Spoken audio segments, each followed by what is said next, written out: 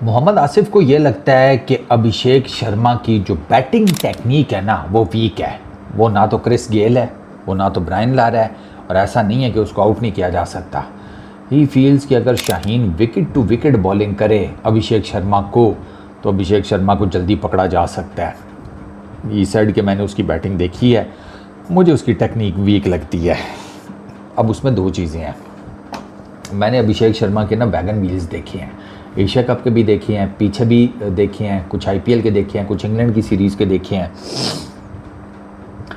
अभिषेक शर्मा के अगर आप वैगन व्हील्स देखेंगे ना, आपको समझ नहीं आएगी कि किस एरिया में ये वीक है। पाकिस्तान के अगेंस्ट पिछले मैच में उसकी पुल शॉट के ऊपर ज़्यादा रन्स थे, श्रीलंका के अगेंस्ट कवर के ज़्यादा रन्स थे, बांग्लादेश के against if I am not wrong शायद कट शॉट थी।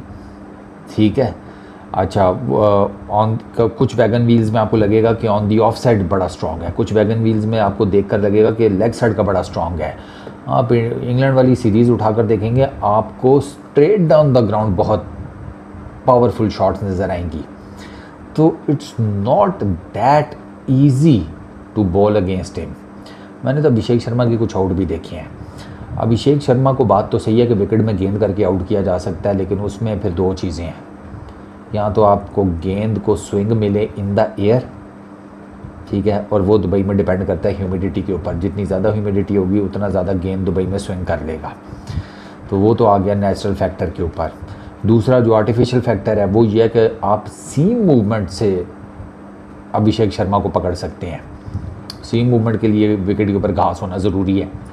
अब घास रखी जाती है नहीं रखी जाती ये तो टाइम विल टेल। ये तो अब पिच सामने आएगी, देखी जाएगी, तो फिर कुछ आपको अंदाज़ा होगा। तो दुनिया में कोई ऐसा बैट्समैन नहीं है कि जिसकी कोई वीकनेस नहीं होती। हर बैटर की कोई ना कोई वीकनेस तो होती है। अब उस वीकनेस के ऊपर उसको एक्सप्लॉइट किया जाता है। जैसे मुझे ना वो स्टार्क का मशहूर ज़माना स्पेल याद आता है 2024 के आईपीएल का, जिसमें मतलब स्टार्क को बहुत मार पड़ी उस आईपीएल में। आपके सामने आपको याद होगा, बहुत मार पड़ी स्टार्क को। यार उसने अभिषेक शर्मा को ना एक ओवर किया, एक तो वो ओवर रैपिड था, फुल ऑफ पेस, वही 140-45 में भी इससे प्लस, और प्लस जिस गेंद के ऊपर उसने अभिषेक शर्मा को बोल्ड किया था ना, वो अभिषेक शर्मा के मुंह के आगे से बाहर निकली थी। अब मोस्ट प्रॉबेबली मेरा ख्याल है इन द एयर स्विंग हुई थी, मुझे एग्जैक्टली याद नहीं, या सीम पड़ के हल्का सा बाहर निकली थी, बट इतना मुझे याद है कि वो मुंह के आगे गेंद थी और वो गुड लेंथ से ना गेंद बाहर फिरा था। और अभिषेक, अब ज़ाहिर बात है जब इतने पेस के साथ मुंह के आगे से आपकी एकदम गेंद फिर जाए तो उसे हैंडल करना बड़ा मुश्किल होता है, बहुत मुश्किल। तो अभिषेक शर्मा से वो गेंद हैंडल नहीं हुआ था और वो बोल्ड हो गया था। अभिषेक शर्मा को भाई, अब मुझे बहुत ज़्यादा टेक्निकलिटीज़ तो नहीं पता कि भाई शाहीन उसके अगेंस्ट क्या प्लान बनाकर बैठा हुआ है, लेकिन कुछ ना कुछ प्लान होना चाहिए।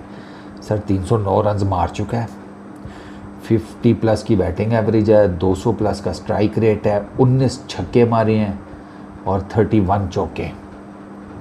ये बंदा क्रीज पे खड़ा रहा ना, ये हमारे लिए ना यमदूत साबित होगा।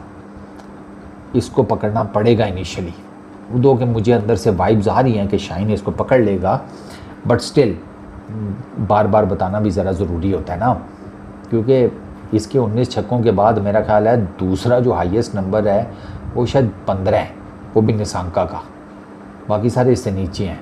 चौकों में भी ये बहुत आ गया 31, उसके बाद 31 के बाद मेरा ख्याल है शायद निशांका कहीं है 23, कुछ इस तरह करके है। तो वो डिफरेंस भी ठीक ठाक है। 3 50s मार के आ रहा है कंसेक्यूटिव, 3 50s पिछले 3 मैचेस में।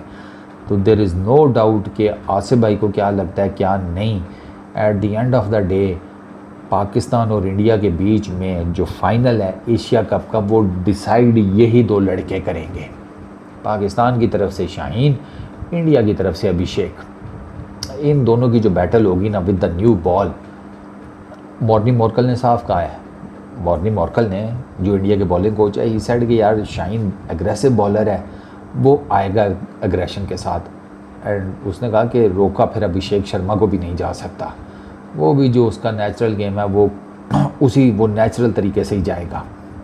तो मेरा ख्याल है बात यहाँ पर ना सिमट जाती है कि अग्रेसिव दोनों हैं, एक गेंद के साथ अग्रेसिव है, एक बैट के साथ अग्रेसिव है। शाहीन शाह अफरीदी ने पिछले 2 मैचेस में बड़ी ज़बरदस्त किस्म की फॉर्म पकड़ी है, बड़ा रिदम पकड़ा है। 3-3 ओवर वो पावर प्ले में फेंक रहा है। He is going for the wickets. उसको है कि विकेट्स निकालनी है। मुझे शुरू में ओपनिंग स्पेल में विकेट्स निकालनी हैं, क्योंकि शाहीन को बड़े अच्छे तरीके से पता है कि जब जब उसने अपने ओपनिंग स्पेल में विकेट्स निकाली हैं, पाकिस्तान के लिए मैच जीतना जो है, मतलब ज़्यादातर पाकिस्तान को मैच जीता है जिसमें शाहीन ने ऊपर से विकेटें निकाली हैं। ये दोनों मैचेस जो हमारे आप समझ लें नॉकआउट मैचेस ही थे, श्रीलंका वाला भी बांग्लादेश वाला भी, उसमें शाहीन ने आपको ऊपर से विकेट्स दी हैं। आपकी पूरी बॉलिंग का जिसे कहते हैं रंग ढंग ही चेंज हो गया। आप दोनों मैचेस देख लें, श्रीलंका वाला भी बांग्लादेश वाला भी, शाहीन की परफॉर्मेंस देखे। शाहीन एक्स फैक्टर है भाई हमारा। इंडियन टीम में अभिषेक शर्मा एक्स फैक्टर है, पीरियड, दूसरी कोई बात नहीं।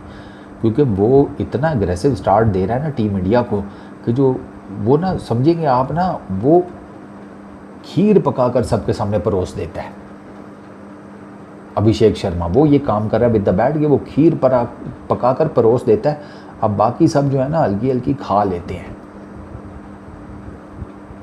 ये जितनी अग्रेसिव बैटिंग आपको इंडियन टीम की नज़र आ रही है टॉप ऑर्डर में है, मिडिल ऑर्डर इतना अग्रेसिव नहीं उनका खेल रहा। उनके 6 से 11 तक के जो हैं बैट्समैन, उन्होंने तो सबसे कम बॉलें खेली हैं एशिया कप में। उनका स्ट्राइक रेट बैटिंग का 110 है।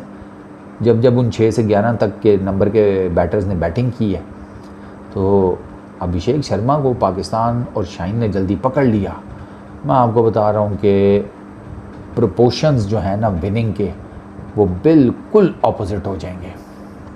जितने परसेंट इंडिया का आप दे रहे हैं, उतने परसेंट इमीडिएटली पाकिस्तान आ जाएगा ऑन द टॉप।